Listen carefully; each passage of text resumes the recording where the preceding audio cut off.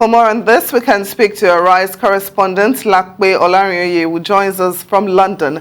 Lape, thanks for joining us on Newsday. The Russian government has responded quite harshly with a widespread crackdown on local media in Russia.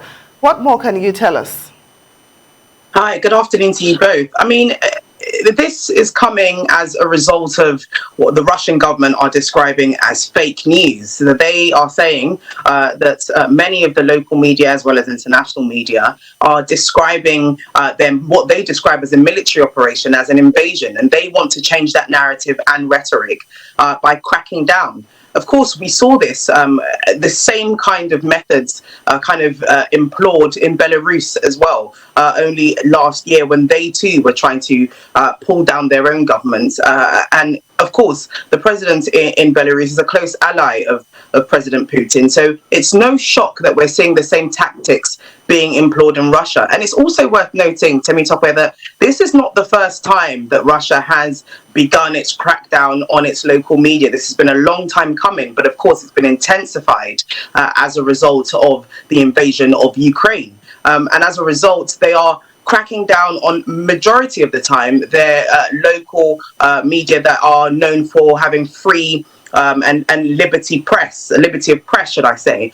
For example, the US-funded Svoboda, as well as the Echo Moscow, which has been around for a number of years. And it's a very well-known local radio station in Russia and across Russia as well.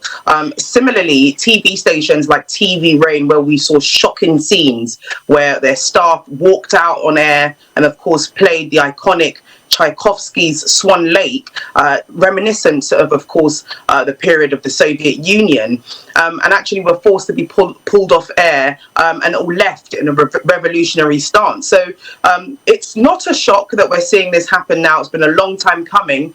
But of course, it's a shock to many Russian journalists who are dedicated to giving free, unbiased news. And instead, the state media and state broadcasters are pushing the agenda of the government, which is to describe the invasion of Ukraine as a military operation. And of course, anybody that doesn't do that is facing up to 15 years in prison. Well, Lape, they've gone even further and have applied the same law towards international media. What more do you know? Well, we do know that a lot of European media, namely DW of Germany, the Voice of America, and even the BBC have all had restricted access and have been, threatened to be pulled down if they haven't been already. And a lot of the times, it's again because of this misinformation, as the Russian government is describing, that we're seeing. Also, in online mediums as well, like Instagram. I mean, a lot of the Duma, the members of the Duma, which is the Russian parliament, have stated that American-funded and American-owned broadcasters and an American-owned social media website should also be intercepted.